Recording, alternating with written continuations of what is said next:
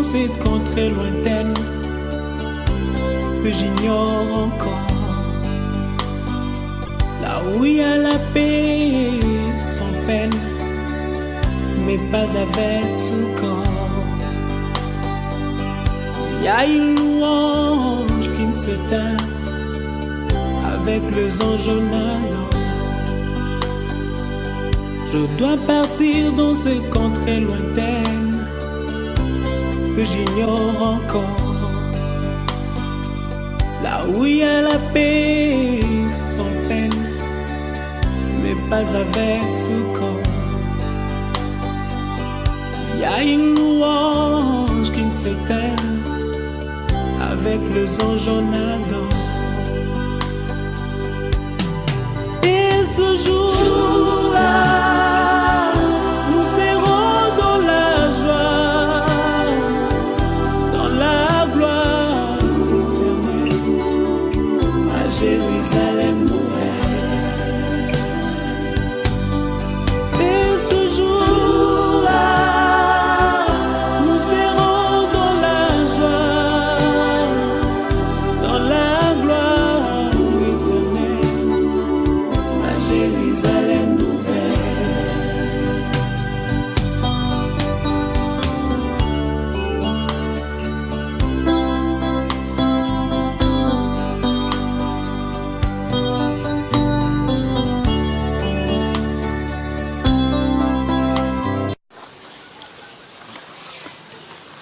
Bonjour chers serviteurs, servantes de Dieu du monde entier, partout où vous nous suivez. Et moi je me nomme Pasteur Samuel Mwansa de la République démocratique du Congo, province du Katanga, ville de Likasi. Je me tiens devant ces petits écrans, c'est juste pour vous communiquer ou vous annoncer le message que le Saint-Esprit nous a donné afin de le communiquer au monde entier.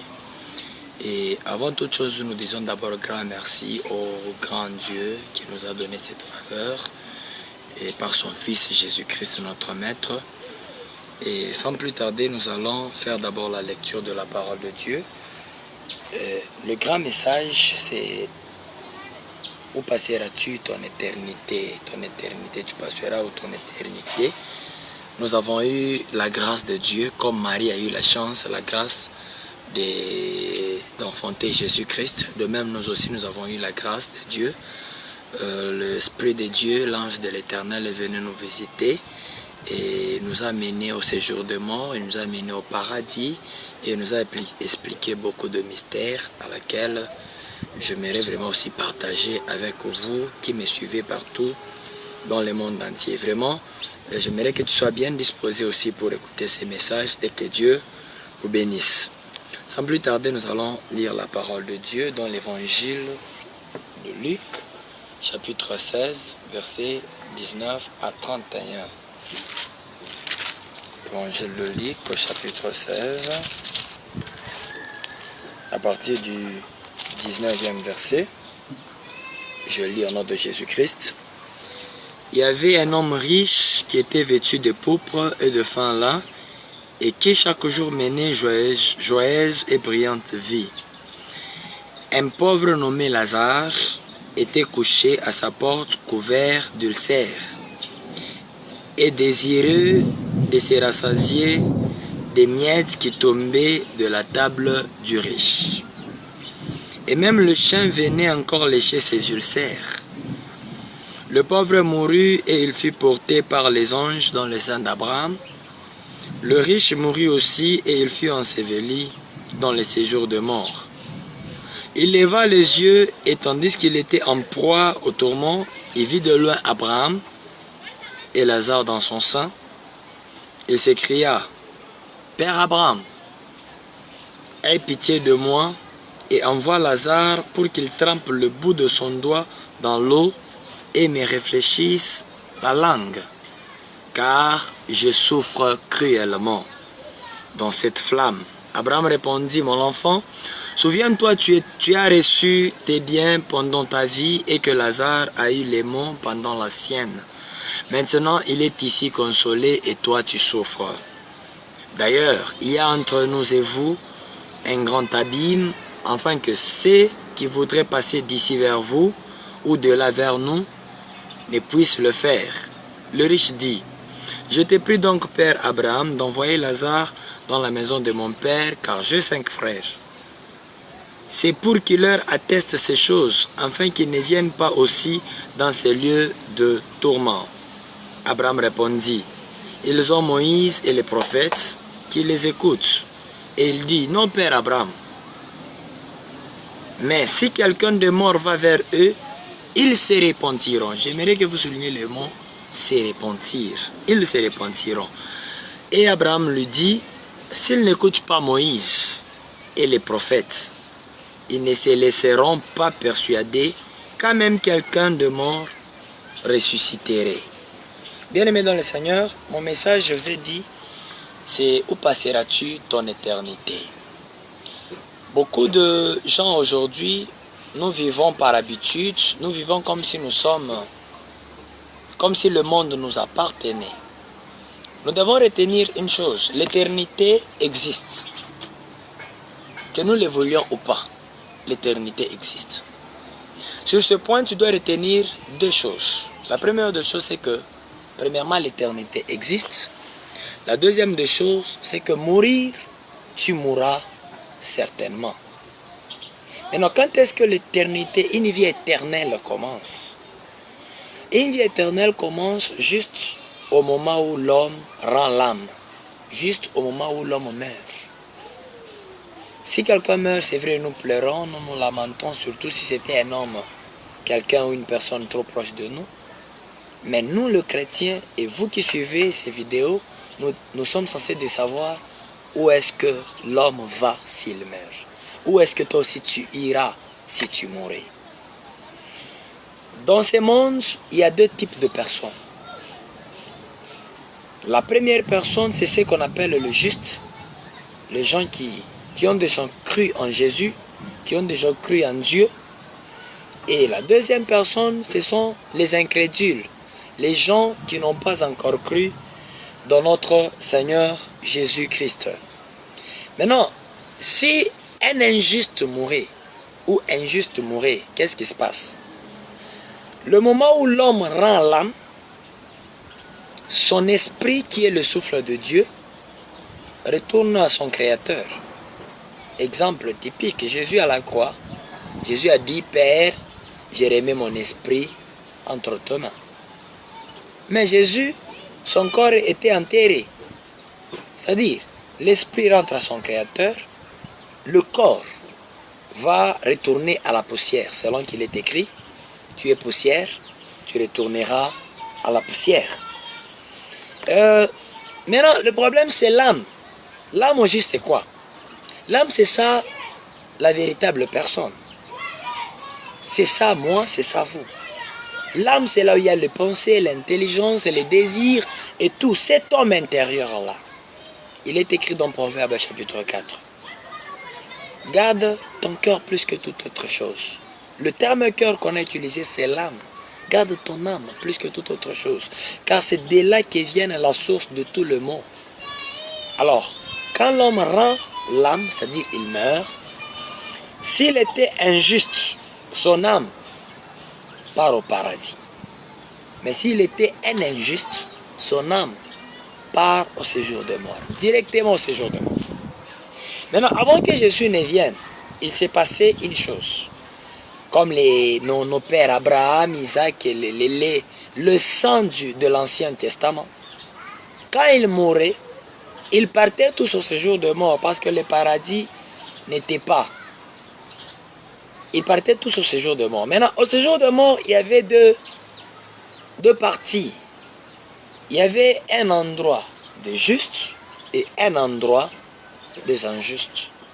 Quand je parle de justes, vous comprenez le sens. Ce sont les justes de l'Ancien Testament tels que Abraham, tels que les prophètes qui ont servi Dieu dans la droiture jusqu'au bout. Tels que les femmes et les hommes aussi qui ont servi leur Dieu dans la droiture jusqu'au bout.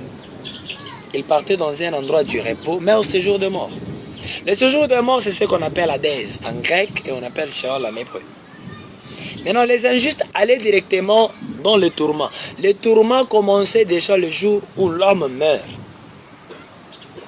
Gloire à Dieu. Mais quand Jésus-Christ est venu, il est allé au séjour des morts libérer les âmes des justes et les amener maintenant au paradis. Un exemple encore typique, à la croix, Jésus-Christ a dit à une personne ceci: aujourd'hui même, tu seras avec moi au paradis. Il est descendu au séjour des morts pour libérer les âmes des justes, pour les amener au repos dans le paradis. Maintenant, les injustes vont directement au séjour des morts. Bien-aimés dans le Seigneur. C'est vrai, quand nous enseignons la parole de Dieu ou quand nous écoutons la parole de Dieu, des fois, on n'est pas trop prêt à croire en ces choses. Comme moi qui vous parle. Moi, je ne croyais pas dans des choses pareilles. Alors, Dieu a voulu me faire voir certaines des choses. Et c'est ce que je vais vous témoigner. Avant de témoigner, nous allons lire encore un verset qui est dans Jean chapitre 16. L'évangile de Jean.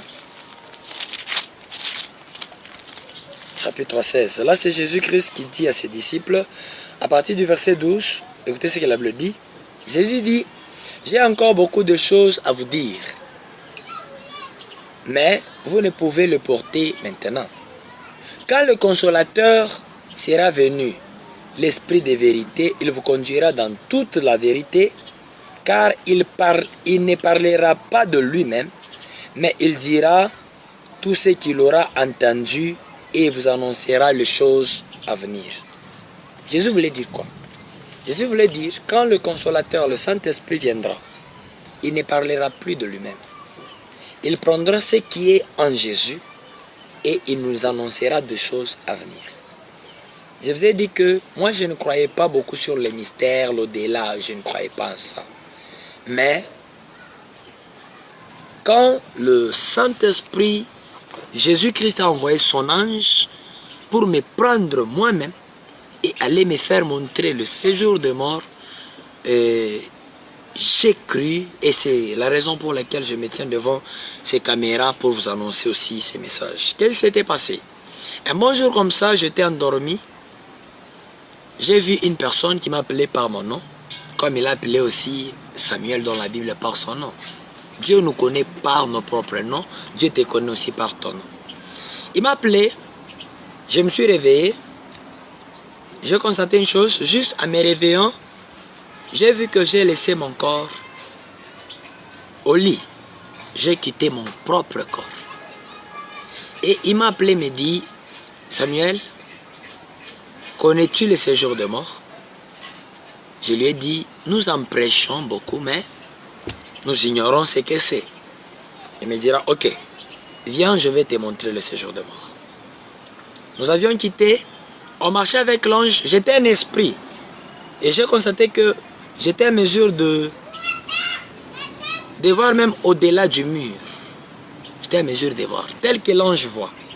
Et j'étais dans la capacité avec l'ange de traverser même le mur. Et nous sommes quittés avec l'ange, on montait dans les airs. Tout d'un coup, le nuée s'est ouvert et nous sommes entrés là-bas. Et quand on marchait avec lui, plus on évoluait, j'ai vu devant nous une grotte. Et nous sommes entrés dans ces grottes-là avec l'ange. En entrant là-bas, j'ai constaté la première des choses, c'est que il y avait l'absence totale de la paix. C'est-à-dire, à moi, j'ai senti que je manquais la paix. Juste en entrant là-bas. Et l'ange me dira, ici, c'est le séjour de mort. Les gens qui meurent dans le péché. Les gens qui meurent sans Jésus-Christ. Oh, bien-aimé dans le Seigneur. J'aimerais que toi qui n'as pas encore reçu Jésus-Christ, que Jésus vraiment puisse entrer dans ta vie. Tant que tu es en vie, tant que tu es sur la terre, tu as encore la chance d'accepter Jésus. Tu as encore la chance que Jésus puisse entrer dans ta vie. Le peu de paix que tu as là, c'est parce que tu es sur la terre. Une fois que tu meurs sans Jésus-Christ, je te dis bien aimé, là où tu iras, la première des choses que j'ai constatée, il y a l'absence totale de la mort. La deuxième des choses, c'est qu'il y a un climat autre que le climat de ce monde. là, il n'y a ni jour ni nuit. Et ce climat-là, j'avais constaté que c'est un climat qui pouvait toucher la peau du corps. C'est-à-dire quand tu traverses là-bas, tu sens comme si tu traversais dans quelque chose qui te touche. Qui touche ton corps, qui touche... qui te touche. C'est comme si tu traversais quelque chose là, un climat vraiment inexplicable. Nous sommes entrés avec l'ange. J'ai constaté encore une chose, c'est que j'ai écouté le cri de pleurs, de douleur atroce. Bien aimé, c'était des cris de douleur qui n'ont jamais existé sur cette terre. Et quand j'ai regardé, j'ai vu des gens qui pleuraient, mais qui ne pouvaient plus bouger. Ils avaient une position intacte. Ils ne pouvaient plus bouger, ne pouvaient plus se déplacer. Ils pleuraient amèrement. Alors l'ange a fait que je puisse ressentir cette douleur-là. C'est une douleur qui n'existe jamais dans ce monde.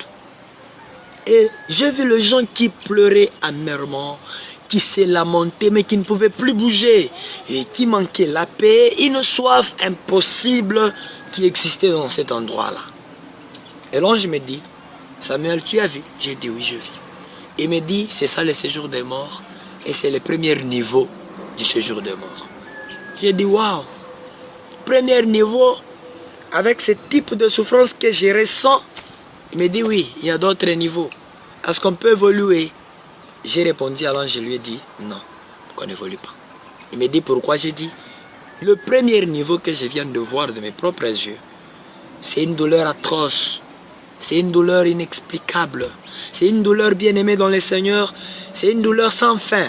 Et l'ange me dira, c'est une douleur pour toute l'éternité. Tu vois ces personnes ici, ils souffriront éternellement. Bien-aimés dans le Seigneur. Tu peux nier ces messages peut-être. Tu peux dire non, tout le monde dit ça. Moi j'ai peur parce que je l'ai vu de mes propres yeux. J'ai pressenti cela, moi-même qui vous parle. Et je me demandais si c'était déjà ma mort et que là où je partais, sans Jésus-Christ, ça serait comment? Ça serait l'éternité du malheur, l'éternité de pleurs, de larmes, où il n'y aura pas un sauveur bien-aimé, où il n'y aura pas un prédicateur qui viendra te prêcher bien-aimé. C'est une souffrance où tu ne verras même pas quelqu'un venir te dire « Crois en Jésus, répands-toi ». C'est une souffrance atroce, une souffrance inexplicable bien-aimé. J'ai vu cela de mes propres yeux, j'ai pressenti cela. Et j'ai dit à l'ange « Non, il faut qu'on retourne. Il faut qu'on retourne ». Et l'ange m'a posé une question. L'ange m'a dit « Quand tu retourneras au monde, sur la terre, qu'est-ce que tu diras au monde entier? J'aimerais que tu sois encore bien disposé pour que je t'explique ce que j'ai à te dire. » Bien-aimé dans le Seigneur, comme je vous ai dit, j'ai promis à l'ange, je lui ai dit quand il m'a posé la question, « Quand tu seras au monde, tu diras quoi au monde ?» Je lui ai dit, je leur parlerai de se repentir, sur la repentance. Bien-aimé, être béni sur cette terre, c'est bien. Avoir de belles maisons, des véhicules, un bon mariage, des enfants, c'est très bien. Mais avoir Jésus, c'est mieux. Parce que gagner le monde entier sans Jésus-Christ, bien-aimé, ne vous en faites pas, quel que soit qui tu es, tu iras en enfer. Tu iras au séjour de mort. Tu iras voir une souffrance sans fin. Là, il n'y aura même pas ce témoignage que tu es en train d'écouter. Alors, mon message, c'est la repentance. Repentez-vous. Vous qui écoutez ces messages bien-aimés dans le Seigneur, avant d'évoluer avec la repentance, j'aimerais qu'on lise un texte. Là, nous sommes dans Luc chapitre 15.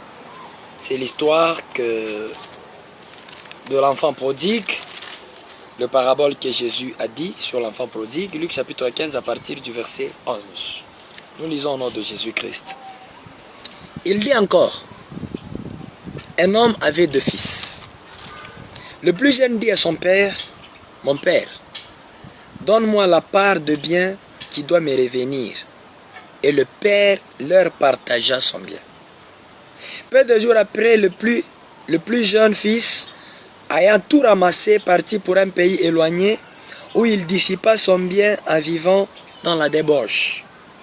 Lorsqu'il eut tout dépensé, une grande famine survint dans ce pays, et il commença à se trouver dans le besoin. Il alla se mettre au service d'un des habitants du pays, qu'il envoya dans ses champs garder les pourceaux. Il aurait bien voulu se rassasier de carouges qui mangeaient les pourceaux, mais personne ne lui en donnait. Étant rentré en lui-même, j'aimerais que tu soulignes ça, étant rentré en lui-même, il se dit, combien de mercenaires chez mon père ont du pain en abondance, et moi ici je meurs de faim. Je me lèverai, j'irai vers mon père, et je lui dirai, mon père, j'ai péché contre le ciel et contre toi. Je ne suis plus digne d'être appelé ton fils. Traite-moi comme l'un de tes mercenaires. Et il s'éleva et alla vers son père. Comme il était encore loin, son père le vit et fut ému de compassion. Il courut, se jeta à son cou et le baisa. Le fils lui dit, mon père, j'ai péché contre le ciel et contre toi. Je ne suis plus digne d'être appelé ton fils. Mais le père dit à ses serviteurs, apportez vite les plus belles robes et l'en revêtez, mettez-lui un anneau au doigt et des souliers aux pieds. Bien-aimés dans le Seigneur, le parabole qu'on vient de lire, c'est Jésus lui-même qui a dit l'histoire de l'enfant prodigue. La Bible dit il y avait un père qui avait 2 fils. Le plus jeune a demandé sa part avant que son père ne meure. Quand le père lui a donné, il est allé dissiper sa part dans le mal, dans l'impudicité, dans l'ambiance, dans l'ivrognerie. Peut-être c'est le cas de ta vie, toi aussi qui m'écoutes. Tu as une bénédiction de Dieu, mais tu dissipes ta bénédiction avec les prostituées, dans l'ivrognerie, dans la vie de la débauche, dans une vie du péché. L'enfant prodigue a dissipé. Mais malgré que tu as péché, oubliant que le salaire du péché c'est la mort. Bien aimé, Romains chapitre 6 verset 23, la Bible dit le salaire du péché c'est la mort. Dieu t'a gardé malgré le péché. Dieu t'a protégé malgré que tu as passé tout ton temps dans le mal, dans le péché, dans la sorcellerie, dans la magie. Jésus-Christ t'a gardé. Jésus-Christ t'a protégé. Tu as encore la chance. Si par hasard tu étais mort, peut-être tu devrais te perdre éternellement. Il y a de ces gens-là qui ont fait la vie que tu mènes toi. La vie que tu menais, la vie que tu as même présentement que tu m'écoutes. Ils sont morts et ils sont perdus. Toi, Jésus t'a gardé. Et Jésus savait que tu écouteras ces vidéos. Alors répands-toi. La Bible dit l'enfant prodigue, quand il a dissipé ses biens dans le mal, dans le péché, il a tout perdu. Il s'est dit, vraiment, c'est une vie de la saleté. Je me lèverai et je rentrerai à mon Père. Je dirai à mon Père, Père, j'ai péché contre le ciel et contre toi. Je ne suis plus digne d'être appelé ton fils. Bien-aimé, écoutez, l'histoire de l'enfant prodigue, c'est l'histoire qui nous interpelle, nous, vous et nous et moi. Comment est-ce qu'il faut se repentir et rentrer à notre Père qui est le Dieu du ciel, Yahweh, notre Créateur, notre Seigneur Jésus-Christ. Dans la vie du péché qu'on a traversé, c'est une vie qui a comme récompense la mort, la perte de notre âme. Bien-aimé dans le Seigneur, Jésus nous aime, Jésus t'aime aussi. Il faut se repentir. Qu'est-ce que maintenant la repentance? Beaucoup de gens se disent, nous nous repentons à l'église. Bien-aimé, la véritable repentance, ce n'est pas ce qu'on dit à l'église, Seigneur, j'ai péché, j'ai volé, j'ai fait ceci ou cela, pardonne-moi. Et tu quittes l'église, tu retournes encore dans le même péché, dans la même vie. Bien-aimé, ça, ce n'est pas la véritable repentance. La véritable repentance a ses exigences. Écoutez, la Bible dit, l'enfant prodigue est rentré à lui-même. Première étape de la repentance, toi qui m'écoutes, c'est la prise de conscience d'abord. Non, il a pris conscience qu'il a péché. Il a pris conscience qu'il était un pécheur. Bien-aimé dans le Seigneur, tu dois prendre conscience d'abord de ton péché. Tu dois comprendre que tu mènes une vie dans le péché. Et cette vie-là aura comme salaire la mort, bien-aimé. Le séjour de mort t'attend. Si tu ne te répands pas, tu iras au séjour de mort si tu mourrais. Et qui sait après ces messages que tu peux rester en vie ou pas? alors tu dois d'abord prendre conscience. Et la deuxième étape de la repentance, bien-aimé dans le Seigneur, c'est le regret du péché. Tu dois d'abord reconnaître ton péché et regretter sur ces péchés. J'ai compris une chose, on n'abandonne jamais un péché qu'on ne regrette pas. Il a regretté de sa vie, cet enfant ici. Il a dit, j'ai péché, je me lèverai et je rentrerai vers mon Père. Bien-aimé, s'il n'y a pas le regret, tu ne peux pas abandonner l'ivrognerie, la vie de chanvre que tu as, la vie de la prostitution que tu mènes. Bien-aimé, aujourd'hui nous voyons même le pasteur, le prophète et les hommes de Dieu qui partent consulter le féticheur pour qu'il leur donne la magie, pour mieux prophétiser, pour opérer des délivrances, pour gagner la foule. Bien-aimé, tu peux gagner la foule, mais si tu ne gagnes pas Jésus-Christ, peu importe la richesse que tu as, peu importe les succès que tu as, tu iras en enfer. Tu iras au séjour de mort, tu perdras ton âme. Jésus-Christ t'aime encore. Jésus t'aime encore, bien-aimé dans le Seigneur. Tu dois regretter d'abord cette vie-là. La plupart des gens ne regrettent pas, c'est pourquoi ils sont habitués. L'église d'aujourd'hui, c'est l'église de Laodicée. Les gens sont habitués à entrer, sortir, dans l'idée de dire nous servons le Dieu du ciel, dans l'idée de dire nous servons Jésus-Christ, mais ils rentrent toujours dans le péché. Ils sont comme le chien, vous savez, la Bible montre l'exemple du chien. Le chien, c'est un animal qui peut vomir quelque chose, il fait un tour et puis il retourne sur la chose qu'il a vomi. Bien-aimé, ne sois pas un chien. Après avoir vomi une chose et retourné sur la chose. Bien-aimé dans le Seigneur, Jésus t'aime encore. Après avoir regretté, la troisième étape dans la repentance, vous savez quoi? Il faut prendre une décision. La décision t'appartient. Jean chapitre 3, verset 16. La Bible dit, car Dieu a tellement aimé le monde. Dieu t'aime. Il m'a aussi aimé. Il a donné son Fils unique. Afin que quiconque croit en lui ne périsse point, mais qu'il ait la vie éternelle. Qu'est-ce que cela veut dire? Dieu m'aime, Dieu t'aime, il a donné son Fils unique, Jésus-Christ. C'est sa part. Mais ta part aussi, c'est la décision d'accepter Jésus-Christ. Tu refuses d'accepter Jésus-Christ, tu es condamné. Tu as accepté la condamnation toi-même. Bien-aimé dans le Seigneur, Jésus t'aime encore.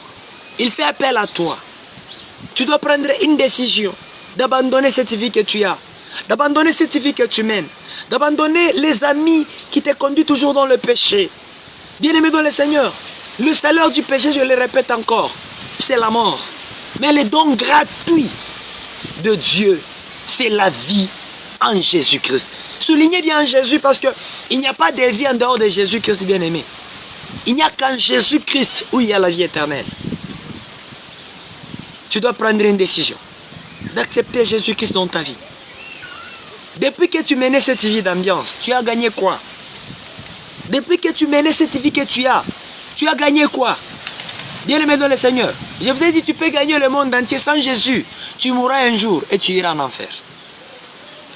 Et la troisième des choses, et la quatrième des choses dans la repentance, après avoir pris la décision, tu dois confesser. Nous allons lire Romains chapitre 10, au verset 9.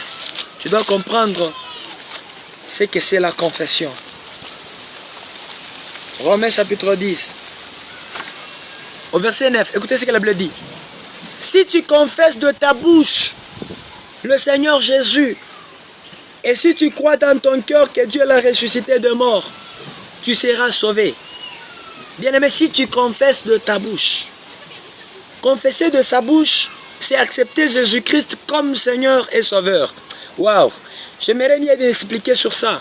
Beaucoup de gens se disent, j'ai déjà accepté Jésus comme mon Seigneur et comme mon Sauveur. Bien-aimé, accepter Jésus comme Seigneur, cela veut dire quoi? Jésus, qu'il soit ton Seigneur, c'est que toi tu sois son serviteur. Un Seigneur, c'est quelqu'un qui a sous sa juridiction des serviteurs et des servantes. Bien-aimé, toi qui me dis, tu as déjà accepté Jésus comme Seigneur, est-ce que tu es son serviteur? Est-ce que tu es véritablement sa servante, maman, soeur, frère, papa, pasteur, prophète, évangéliste? Nous sommes réellement les serviteurs de Dieu. Un serviteur, c'est celui qui est sous les lois de son maître, qui obéisse aux lois de son maître. Si Jésus est ton Seigneur, c'est-à-dire tu es son serviteur, tu es sa servante, tu dois être sous ses commandements. Tu dois vivre sa parole, tu dois pratiquer la parole de Dieu. Pas seulement l'écouter, mais la mettre en pratique. Est-ce que nous mettons la parole de Dieu en pratique? Est-ce que nous sommes réellement le véritable serviteur et servante de Dieu? Confesser Jésus, ce n'est pas seulement le dire à la bouche, mais c'est le dire en croyant au fin fond de son cœur. Dire non à l'ancien maître. Qui est l'ancien maître? Le monde, le plaisir de la chair. Bien-aimé dans le Seigneur, la vie que tu mènes, tu as servi un maître qui est le diable, qui est le monde. Et la fin, la finalité de toutes choses, c'est une souffrance atroce sans fin. Mais Jésus m'a envoyé pour te donner ces messages, bien-aimés. Il n'a jamais été trop tard pour celui qui écoute. Accepte Jésus, ouvre ton cœur. Il est dit dans Apocalypse chapitre 3, verset 20. Je me tiens à la porte et je frappe. Jésus-Christ, au travers de ces messages, Jesus Christ, il est à la porte de ton cœur. Il est en train de frapper. Si tu peux accepter Jésus-Christ, si tu peux regretter la vie que tu mènes et accepter que Jésus entre dans ta vie, que Jésus puisse prendre la première place dans ton cœur, bien-aimé, tu auras la vie éternelle. Que Dieu bénisse celui qui ouvre son cœur pendant qu'il écoute ces messages. Que le Saint-Esprit puisse toucher ton cœur là où tu es. Accepte Jésus, qu'il entre dans ta vie, qu'il entre dans ton cœur, qu'il puisse contrôler toute ta vie, bien-aimé dans le Seigneur.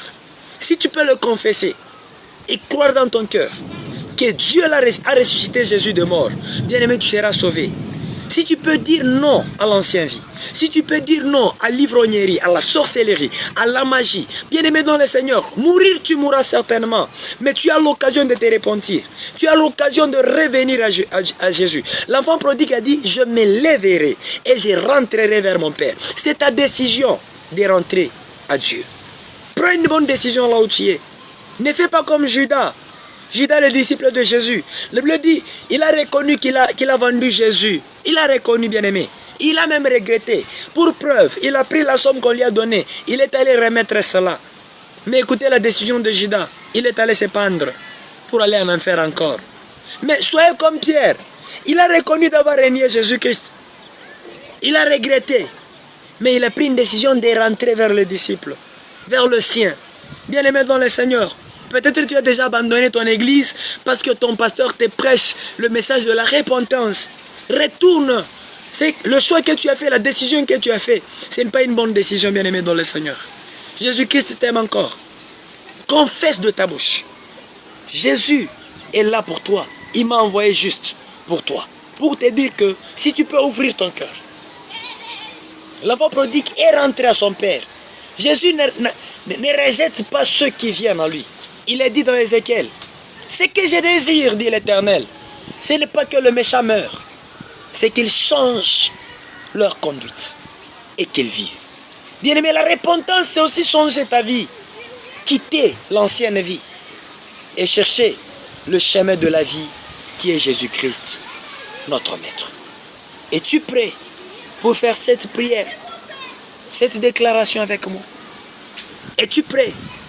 Parce que Jésus est là, devant toi. Jésus est là, à ton cœur, il toque. Il dit, tu as peu de temps sur la terre. Il te reste peu de jours, bien-aimé dans le Seigneur. Peux-tu ouvrir ton cœur? Laisser Jésus-Christ entrer dans ta vie.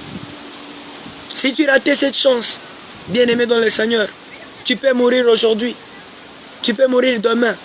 Sans Jésus-Christ, tu souffriras éternellement. Jésus t'aime encore. Jésus t'aime encore. Est-ce que tu es prêt pour faire cette prière avec moi? Si tu acceptes, si là où tu es, tu sens que vraiment tu as beaucoup mené ta vie sans solution, tu n'as rien gagné, j'aimerais que tu prennes une bonne décision et que tu puisses faire cette prière répétée avec moi. Répète après moi. Seigneur Jésus-Christ, je t'accepte aujourd'hui comme Seigneur et Sauveur de ma vie. Je te donne ma vie. Entre dans mon cœur. Conduis ma vie désormais. J'ai dit non à la vie du monde. J'ai dit non à la vie du péché. Que ton sang, Seigneur Jésus, puisse me sanctifier. Et que ton Esprit Saint puisse guider ma vie. En ton nom Jésus-Christ, j'ai ainsi prié avec foi.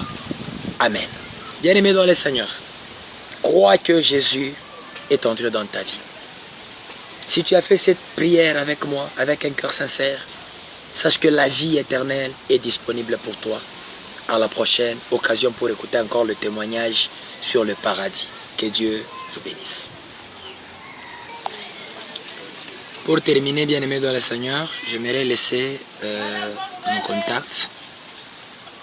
Tu auras peut-être besoin de suivre la suite, de suivre aussi le témoignage du paradis où on était encore, par l'ange lui-même. Et notre contact c'est plus 243 99 156 33 33. Je répète, plus 243 99 156 33 33. Soit sur WhatsApp, plus 243 82 441 72 82. Je disais sur WhatsApp, plus 243 82 441 72 82. Soit vous pouviez nous écrire sur notre page Facebook, Jésus-Christ revient bientôt. Je répète, soit vous pouvez nous écrire sur notre page Facebook, Jésus-Christ revient bientôt, ou sur notre adresse email, moinsa4@gmail.com.